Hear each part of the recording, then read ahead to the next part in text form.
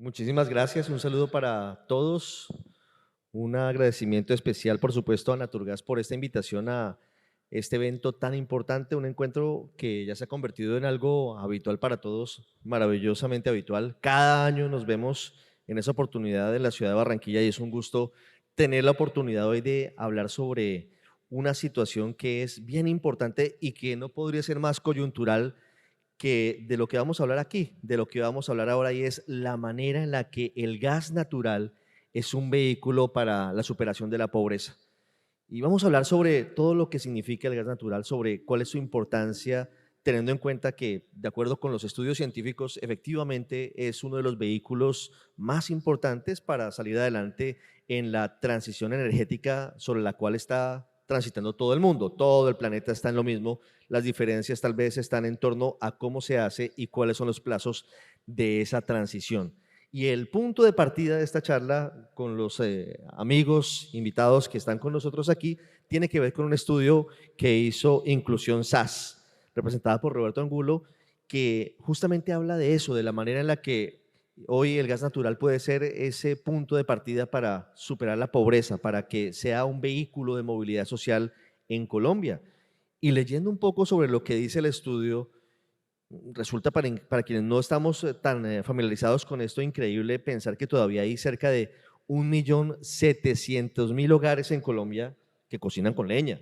Entonces, desde nuestras ciudades, desde lo urbano nos parece increíble, pero eso está pasando. Y ese es un factor que precisamente contribuye a que sea muy dispareja, muy distinta la forma en la que evolucionan diferentes partes de Colombia. Por eso la brecha social a veces es tan grande. Y por eso quiero comenzar con Roberto Angulo para que nos explique en detalle. Roberto, gracias por estar aquí con nosotros. ¿De qué manera en detalle el gas puede ser ese vehículo para reducir la pobreza, un vehículo para superar la pobreza? Bueno, hola. Bueno, gracias Ricardo. Un saludo también a Naturgas. Muchas gracias por la invitación, tanto a hacer el estudio como venir a comentarlo acá. Una pausa, Roberto, antes de todo esto quiero hacer un anuncio que no sé si todos están enterados, discúlpeme, y es que hay que empezar con buenas noticias. No sé si todos están enterados, pero se ha logrado superar temporalmente la crisis que estaba afrontándose. Digo temporalmente porque viene una solución definitiva, pero se ha logrado superar la contingencia que se presenta en la zona de Cerro Bravo, en el departamento del Tolima, con el suministro del gas natural para cerca de 8 millones de personas en todo el suroccidente del país. Ya se ha dado vía libre para que en las próximas 12 horas empiece el suministro, se empiece a normalizar, y es una gran noticia, Roberto, para empezar a hablar justamente de cómo el gas natural empieza de nuevo a fluir hacia el suroccidente del país. Buenísimo. Gracias Ricardo.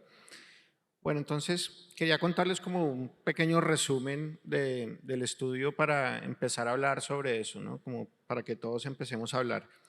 La pregunta original de Luz Estela y el equipo de Naturgas era ¿cuál es el papel del gas en el cambio social, en la reducción de pobreza?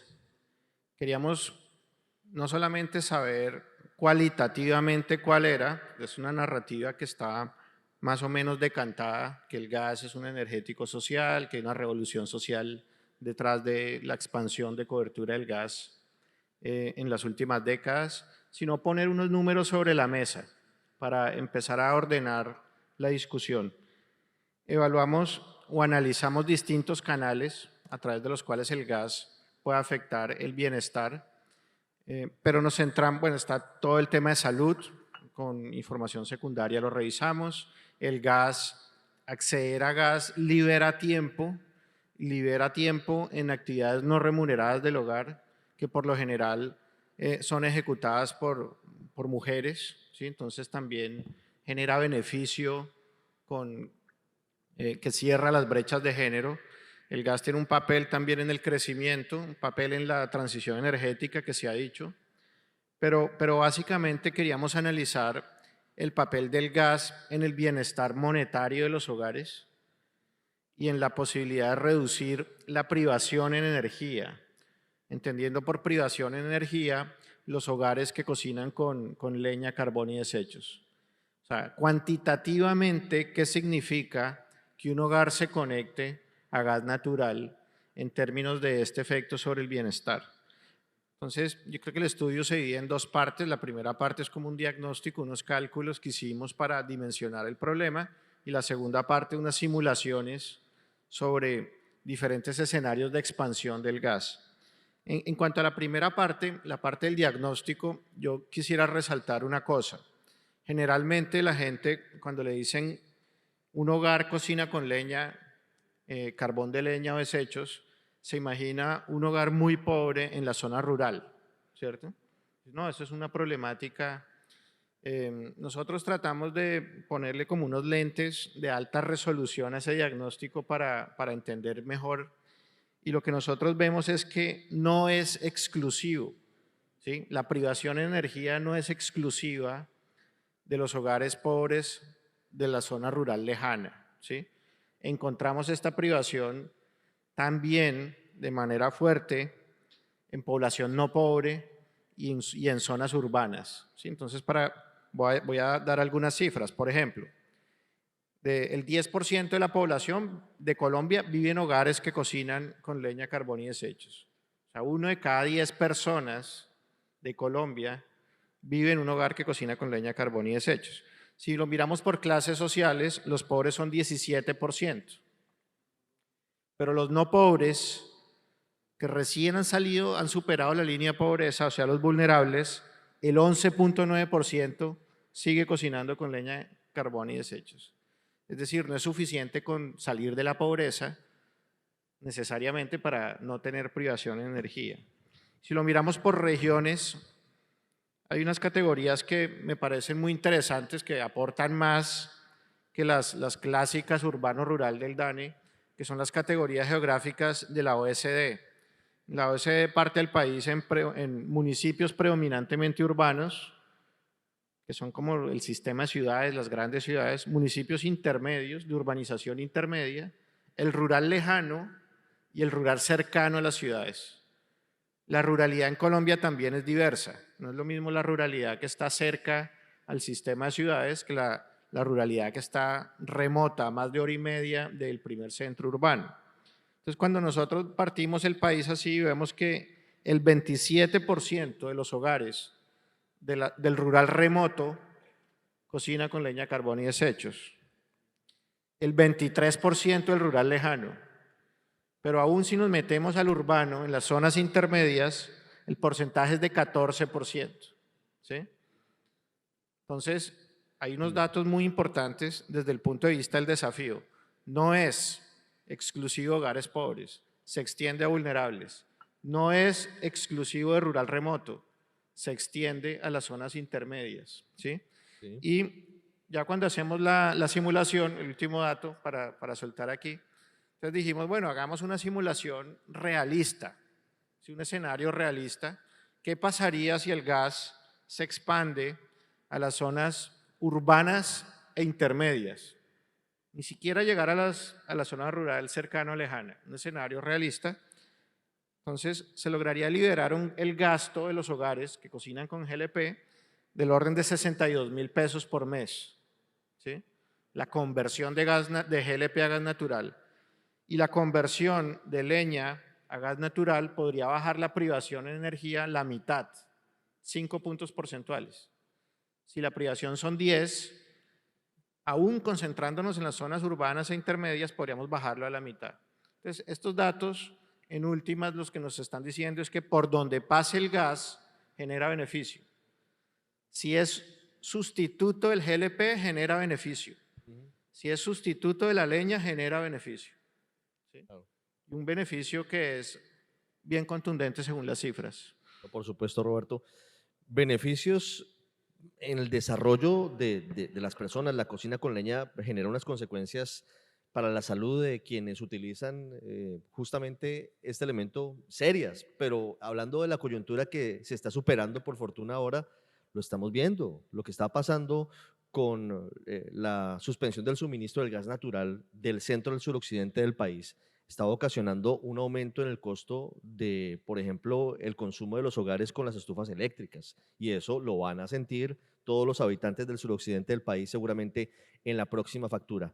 Ana Duque, presidenta de Shell, también está con nosotros y quiero preguntarle sobre uno de los puntos que considera el estudio de inclusión SAS como una de las barreras y de las preocupaciones, y es justamente la incertidumbre frente al futuro del suministro del gas natural, absolutamente coyuntural por todo lo que ha pasado, el informe de reservas que se conoció ayer por parte de la ANH.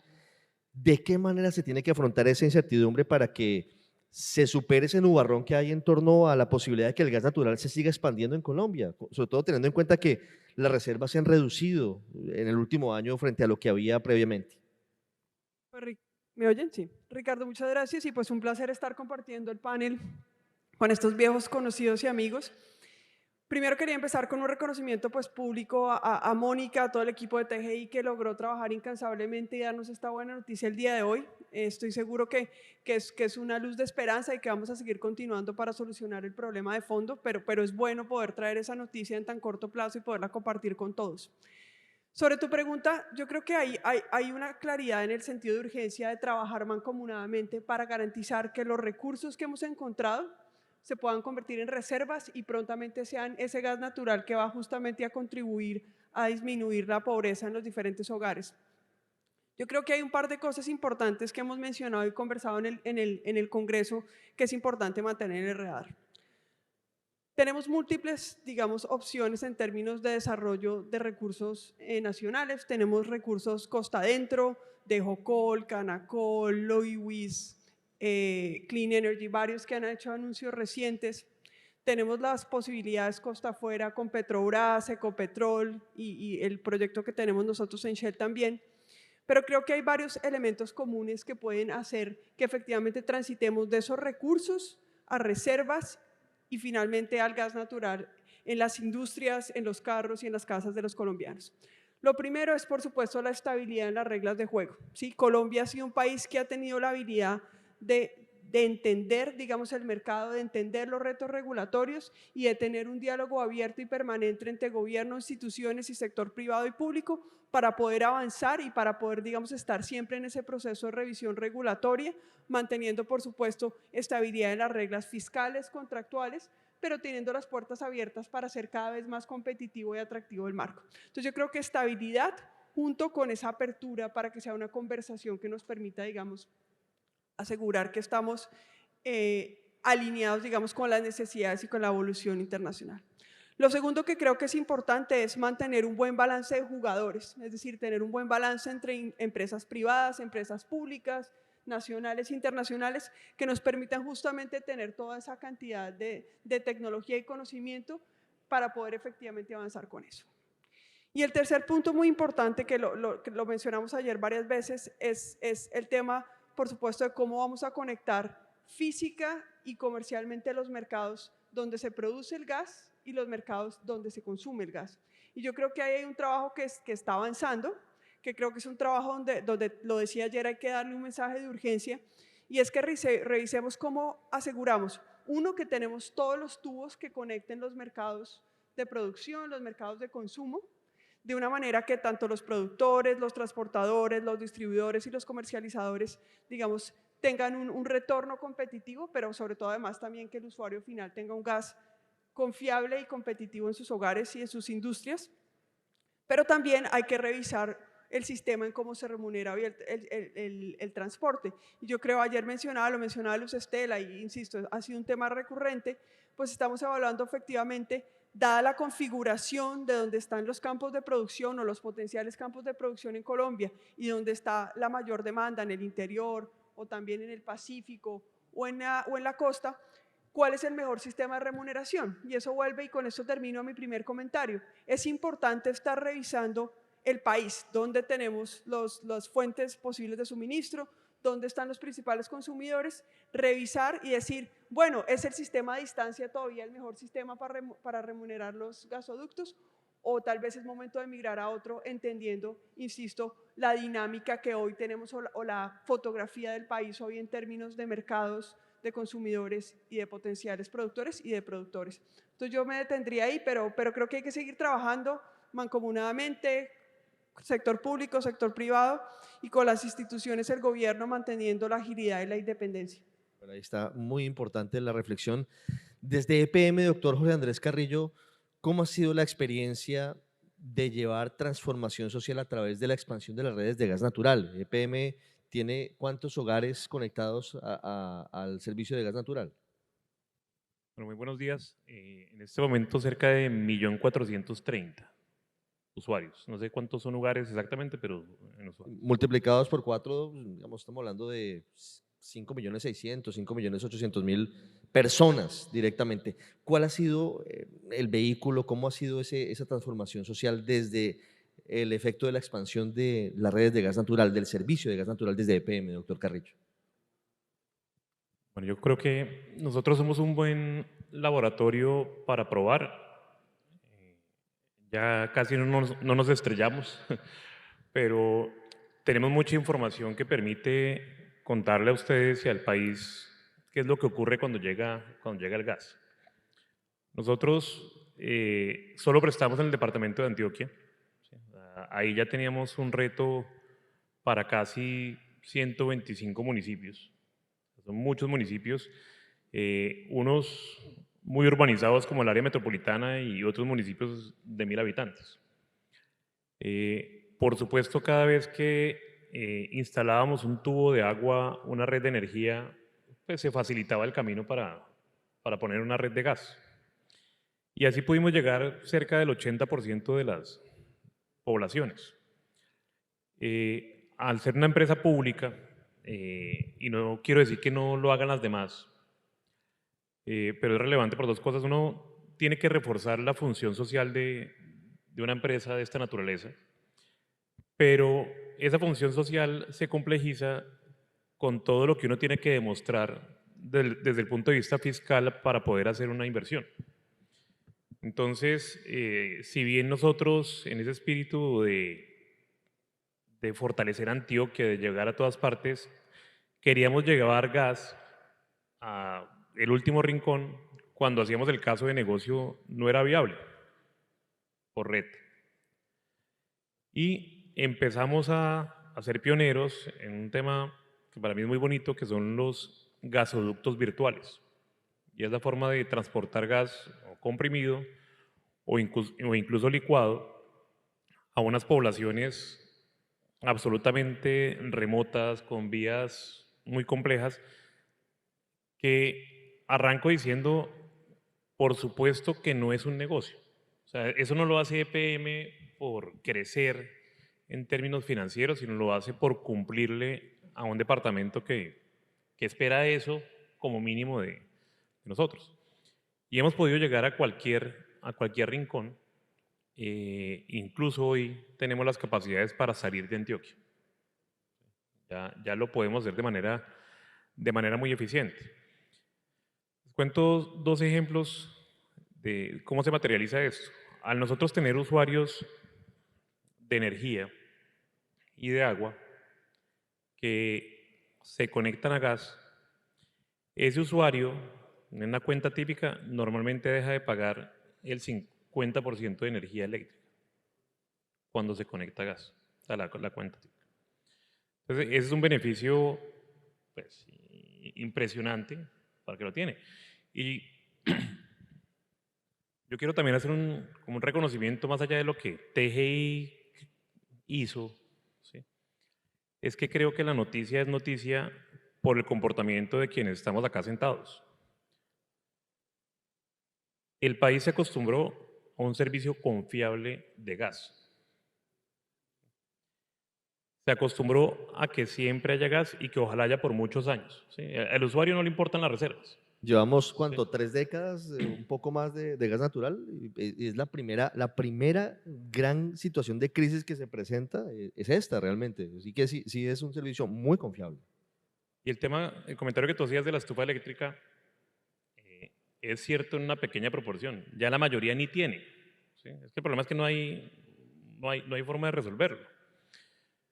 Termino con esto, y es que nosotros quisimos hacer un evento emblemático cuando llegamos a nuestro usuario 1.400.000 y decidimos hacer una alianza con varios proveedores de gasodomésticos para hacer la conexión a un hogar de personas desvalidas, ¿sí?, dentro de Medellín, que llevaba 30 años operando y que cocinaba con propano.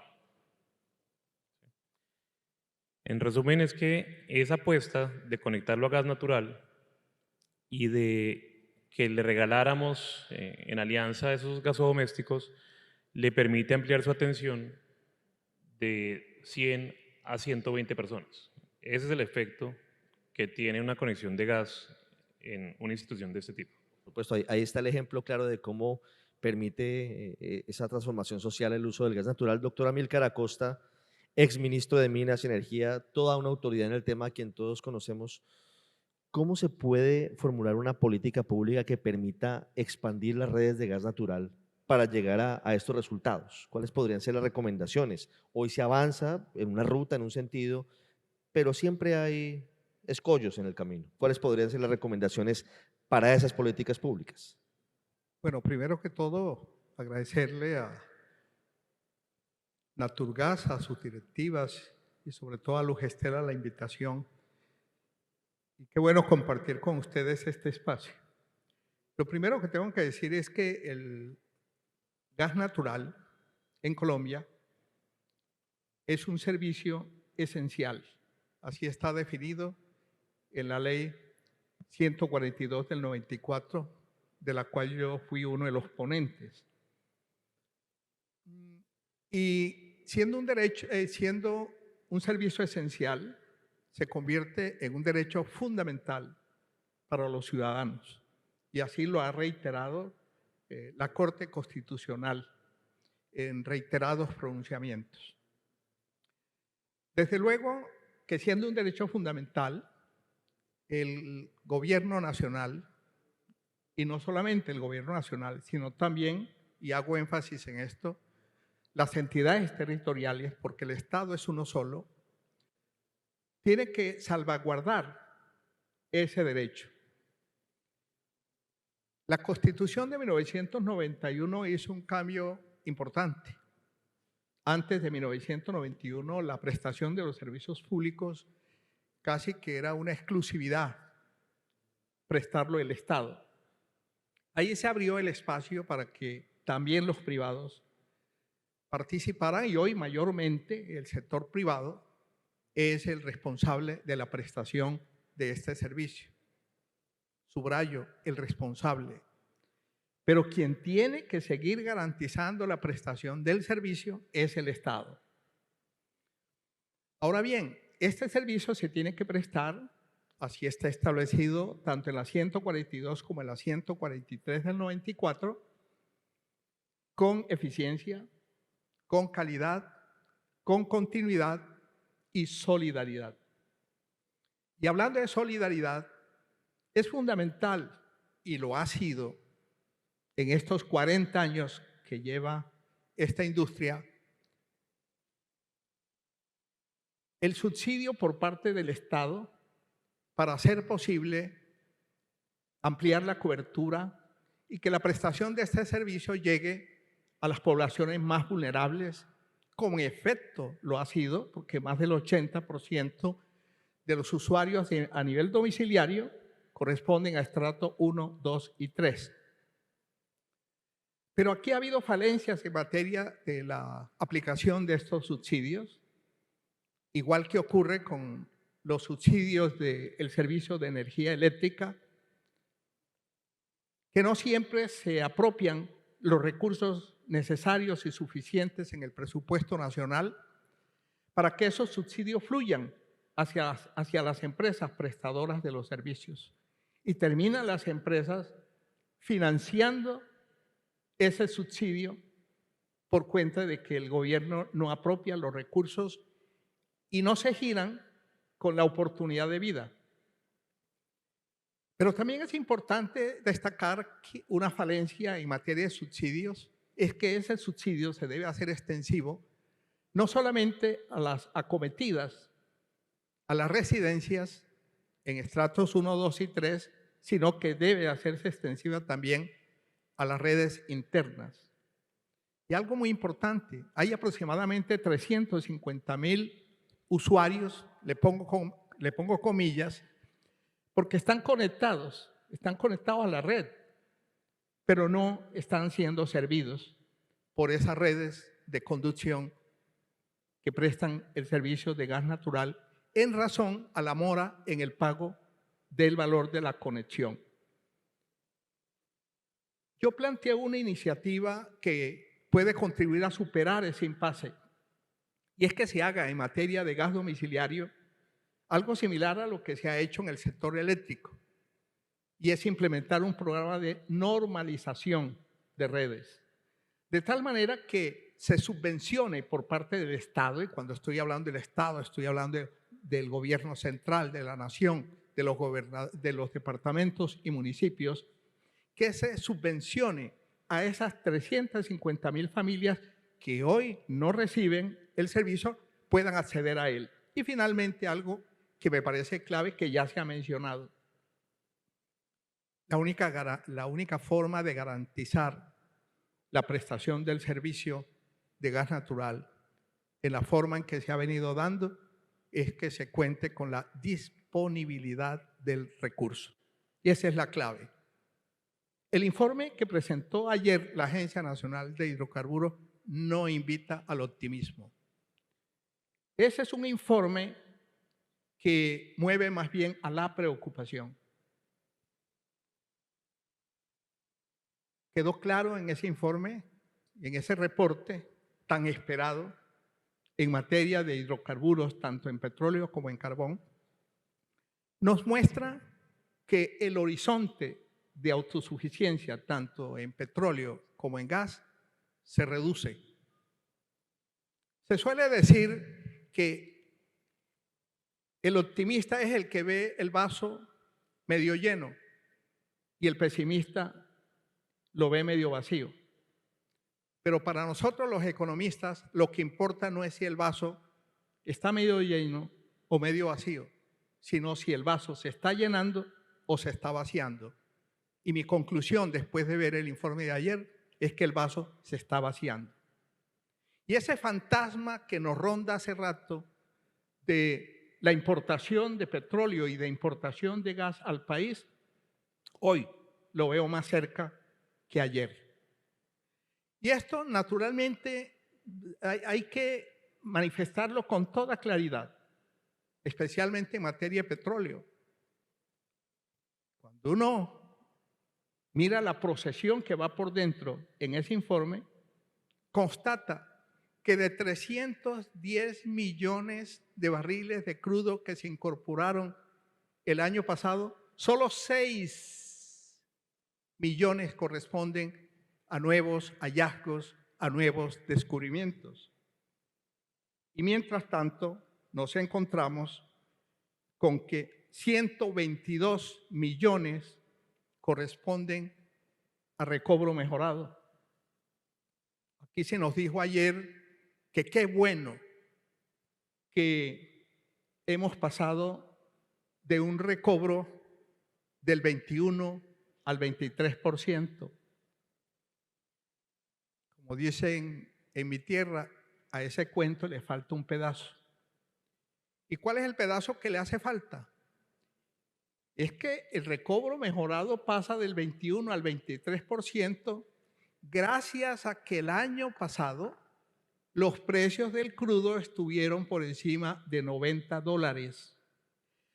Porque para mejorar el recobro se requiere utilizar tecnología y es más costoso extraer cada barril marginal que se extrae con el recobro mejorado cuesta más. Ya el barril de crudo está rondando los $70. Luego, esa tasa de recobro no es sostenible. Y otro componente importante fueron 80 millones de barriles que corresponden a aumento de precios. Claro, Repito, porque el año pasado el precio del barril de crudo estuvo por encima de $90. Hoy que ronda los 70, ya esos 80 millones de barriles las podemos borrar de las reservas porque no las tenemos. Y estamos hablando de reservas probadas, que son las únicas con las que podemos contar. Las reservas, los recursos contingentes, las reservas posibles, las reservas probables. Más vale pájaro en mano que 100 volando, y los únicos con los que podemos contar son con las reservas probadas. Y termino diciendo, porque esto puede ser un mensaje pesimista, pero se suele decir que un pesimista generalmente es un optimista mejor informado, y este auditorio está muy bien informado. Muchas gracias, doctor Amílcar.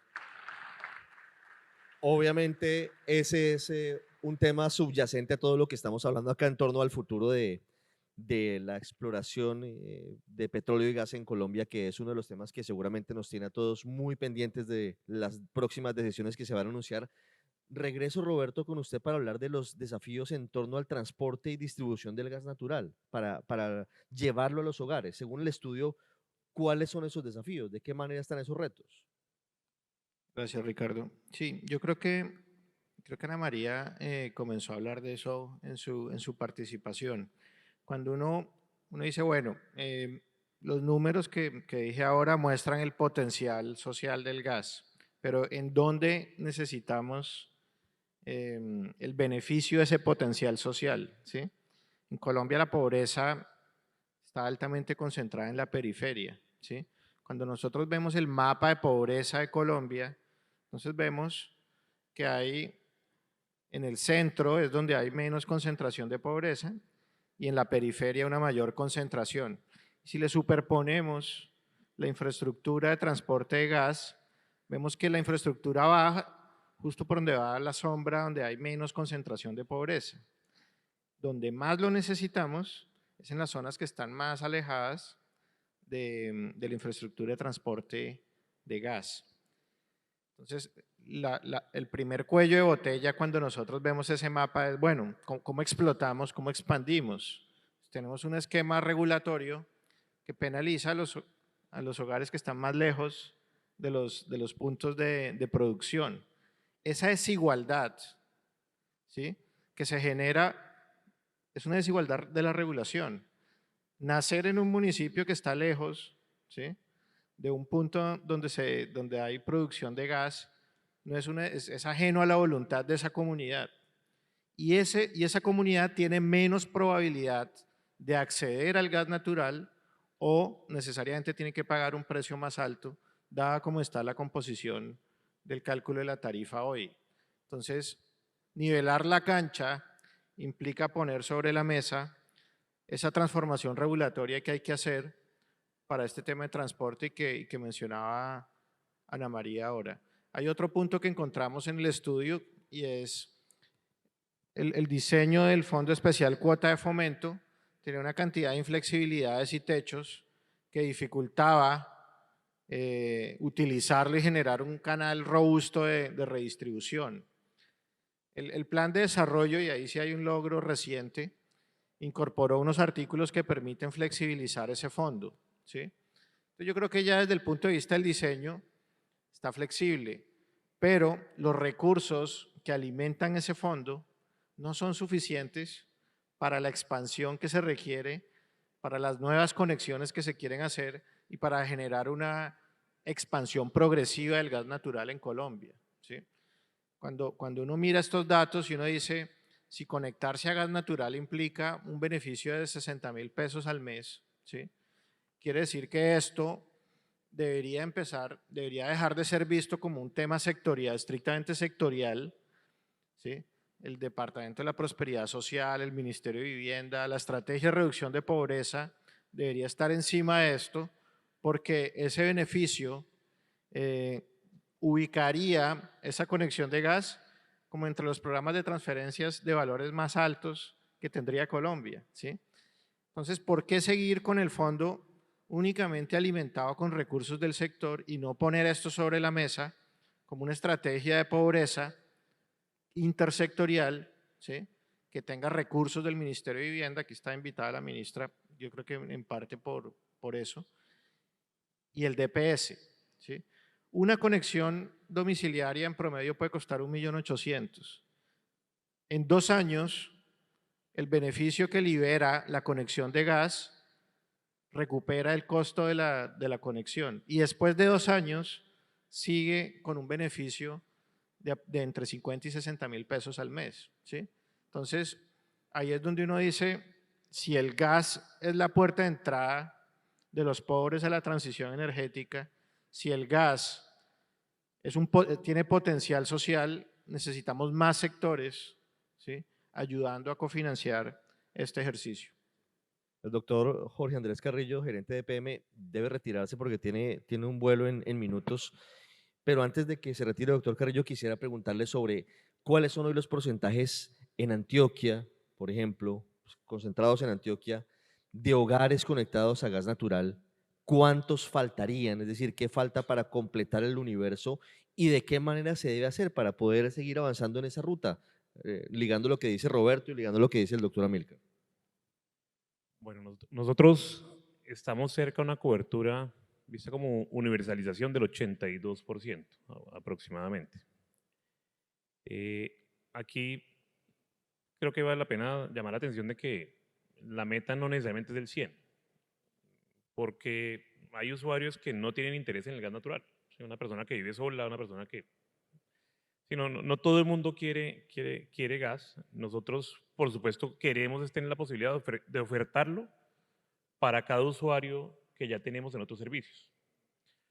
Ya conté cómo los gasoductos virtuales son una herramienta muy eficaz para lograrlo, pero también quiero llamar la atención de que estos gasoductos virtuales pueden conectarse con un tema que es muy sonoro en el sector eléctrico y que de pronto de manera incipiente está ahora en el de gas, y son las comunidades energéticas. Si nosotros con un gasoducto virtual podemos llegar a una vereda y suministrar por red gas natural, situación que era impensable, pero que creo que con los arreglos institucionales adecuados, tributarios, incentivos y muchas cosas, se puede empezar a hablar de comunidades energéticas en su amplio espectro. No estamos hablando solamente de energía eléctrica, sino también de gas. Lo otro, que si bien de pronto no va muy alineado con la cobertura, pero sí con mantener nuestros usuarios, tiene que ver con implementar, y esto es como una promesa que estamos haciendo acá, la medición prepago para gas. ¿Cómo funciona en agua o en energía? Es una tecnología que ya hace varios años existe. EPM fue pionero en ella en Colombia, pero está diseñada para aquel usuario que no pudo seguir pagando. Y en vez de quitarle el disfrute del servicio, que eso no es que a nosotros nos guste como empresa, es que nos toca, ideamos un mecanismo que permite instalar un medidor prepago. Y el medidor prepago, cuando hacen una recarga, nos pagan lo que van a consumir y nos pagan una porción de lo que nos deben. ¿Sí? Y es un mecanismo muy eficaz. Lo tenemos para agua, lo tenemos para energía, y hoy en día, en el marco de la medición inteligente, creo que cada empresa debiera mirar, ya vamos a iniciar los primeros pilotos para llevar esa misma tecnología al suministro de gas. Y creo que es un diferencial importante para que las personas no tengan que migrar de gas a energía o energía a gas dependiendo cuál pagar, sino que tengan la oportunidad de escoger lo que es más eficiente para cada hogar. Y yo creo que esas liberaciones en los bolsillos son muy relevantes en un momento tan complejo como el que estamos hoy en día. Doctor Carrillo, muchísimas gracias por haber estado con nosotros en el panel, muy amable. Sigo con la doctora Ana Duque acerca de algo que nos decía hace un rato, y es cómo lograr sacar adelante la posibilidad de expandir el sector. Y nos decía usted que era muy importante el trabajo mancomunado del sector público con el sector privado. Desde la industria privada, desde usted usted presidenta de Shell. ¿Cuál puede ser el aporte para que eso salga adelante? Por supuesto que es una relación de dos, incluso de otros factores, pero ¿cuál es el aporte del sector privado? Yo creo que Naturgas es un muy buen ejemplo de cómo se puede crear un escenario perfecto para justamente que podamos confluir compañías 100% públicas como el caso de EPM, compañías un poco mixtas más hacia lo público como Ecopetrol y compañías, digamos, privadas como es el caso de Canacol, Shell, Frontera y muchas otras. Yo creo que lo primero es hay que tener un propósito común, ¿sí? E insisto, un gremio como Naturgas nos da ese propósito común. Y es entender, por ejemplo, que en el caso del gas natural, pues es una cadena irrompible, ¿sí? Yo puedo ser un distribuidor de un tamaño pequeño, mediano, en un municipio, de un departamento, y si no tengo el gas que fluye a través de las tuberías de un transportador a un precio competitivo, pues realmente mi negocio no va a funcionar y todos estamos, digamos, un poco condenados a tener dificultades. Entonces yo creo que ha sido muy importante, uno, pues mantener espacios como este gremio donde podamos tener conversaciones francas, honestas, a veces difíciles, pero creo que es aprender a tramitar también un poco los conflictos y poder tener, digamos, una conversación también de cara al gobierno, a las comunidades y a los consumidores como sector, más allá, digamos, de los intereses desagregados de cada uno de los miembros que hacemos parte de la cadena. Entonces yo creo que eso ha sido importante. Lo segundo es, insisto, tener clara cuáles son las prioridades. Es decir, claro, todos, cada empresa, cada sector, cada parte de la cadena tiene algunas cosas que le tallan más que otras. Pero cuando miramos el panorama completo, y usted lo ha mencionado y lo hemos hablado acá, qué importante, por ejemplo, ahora es poder adicionar reservas. Entonces la pregunta es cómo podemos trabajar como sector del gas natural claramente para que eso pase. Y no es algo que solo puedan hacer las empresas. Hay un elemento muy importante, por ejemplo, en viabilizar esos proyectos que tal vez olvidé mencionar en la primera parte y es la habilidad de ejecutar los proyectos en los territorios, ¿sí? Y estamos hablando de licenciamientos sociales, ambientales, de certeza en los cronogramas. Y ahí digamos que no solamente es un trabajo de las empresas, sino también cómo contamos con el apoyo de la sociedad, de las comunidades, de los gobiernos locales y nacionales. Entonces, para mí la clave es un propósito común, identificar unas prioridades como sector, pero sobre todo mantener espacios como Naturgas el gremio y como Naturgas el Congreso que nos permitan poner sobre la mano cuáles son las preocupaciones y hacer planes que efectivamente nos permitan seguir funcionando como una cadena que somos, una cadena que necesita desde los productores hasta el distribuidor, que todos tengamos un proceso competitivo y equitativo. Y ahí, insisto, y lo mencionaba Jorge ahorita, el papel que tienen las empresas privadas y públicas a veces no es el mismo. Y yo creo que es complementario y por eso creo que es importante tener un buen balance con reglas del juego equitativas para la participación justa de empresas públicas y privadas. Muchísimas gracias. Para concluir este panel y esta charla que ha sido maravillosa, lamentablemente no tenemos tiempo adicional, pero quisiera que el doctor Amílcar Acosta, muy experto en este sector, nos dejó allí un abrebocas de un tema que es complejo y que podríamos tardar aquí horas hablando, y es sobre cómo mirar la perspectiva y el futuro de la expansión de las reservas. Hablemos del gas sobre todo porque estamos aquí en el Congreso de Naturgas. La ministra Irene Vélez habló ayer de 2 hallazgos offshore, costa afuera, que para el gobierno son la esperanza de ampliar esas reservas en el corto plazo. ¿Sería suficiente con esto o mirando el estudio de la ANH, doctora Amílcar, usted consideraría que sería indispensable la necesidad de que se entregaran nuevas licencias de exploración de hidrocarburos en el país? Bueno, lo primero que tengo que decir es que nuestras reservas son precarias. Ya lo dijimos. No hay camino distinto para encontrar el petróleo, para encontrar el gas, que es explorando. Y la exploración es una actividad aleatoria. De tal manera que no hay un umbral que uno pudiera decir cuántos contratos se necesita firmar para yo garantizar la reposición y aumento de las reservas consumidas. De manera que cuanto menos contrato y menos actividad se desarrolle en materia exploratoria, menos posibilidades tendremos de nuevos hallazgos y de nuevos descubrimientos. Por eso no me cabe la menor duda al decir que Colombia no se puede dar el lujo, con la precariedad de sus reservas, de no firmar nuevos contratos de exploración y de explotación. Miren, Noruega,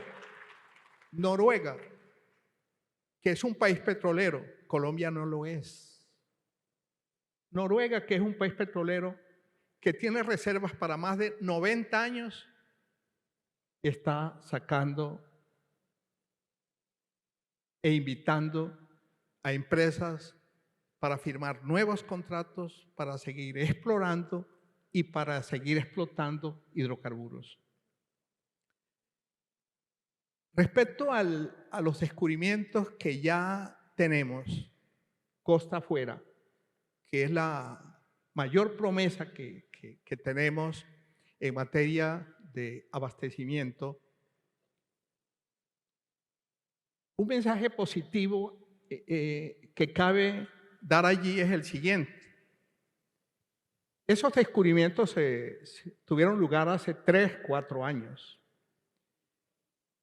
Todo indica que las reservas que están allí son equivalentes a las reservas remanentes que hoy tenemos. Tiene además como positivo que están muy cerca de la plataforma de Chuchupa y de la facilidad de transporte por el gasoducto. Generalmente, pasar a la etapa de comercialidad, de producción, de meter la molécula al gasoducto puede tardar 4 o 5 años. Pero en Turquía se ha venido utilizando una nueva tecnología que permite abreviar ese tiempo de 5 a 2 años. Por eso yo veo muy posible que a la vuelta de 2 años nosotros vamos a tener esa disponibilidad. Pero algo muy importante, y con esto termino. Desde que pasé por el ministerio he venido con esta cantaleta. Nosotros en el Caribe, particularmente los departamentos del Cesar y La Guajira, tienen enormes reservas de gas metano asociado a los mantos de carbón. Porque allí donde hay petróleo hay gas y donde hay carbón también. Y a lo largo de estos más de 30 años, ¿qué es lo que ha venido sucediendo? Que a medida que se ha venido extrayendo el carbón del Cerrejón, el carbón en el Cesar, ¿qué ha pasado con ese gas metano asociado a los mantos de carbón? Se ha ido a la atmósfera a contaminarla y aumentar las concentraciones de gases de efecto invernadero que son las culpables del cambio climático. ¿Por qué no aprovechar esas reservas que están allí con un doble propósito de que ese gas metano no se vaya a la atmósfera a contaminar, sino que lo podamos meter en un tubo, en un gasoducto que contribuya a darle al país una mayor firmeza y confiabilidad? Ayer escuchamos una conferencia magistral aquí y el mensaje que a mí me quedó de esa conferencia, y lo he venido planteando en mis escritos, es que tenemos que aprender las lecciones que nos deja la crisis energética que afronta Europa. Primero, que es muy importante ahora que estamos en transición energética, primero, la seguridad energética, y que tan importante como la seguridad energética es la soberanía energética. Y este incidente, esta contingencia que hemos tenido en el suroccidente colombiano nos da la otra lección, y es que la energía más costosa es aquella de la que no se dispone justo en el momento en que se requiere.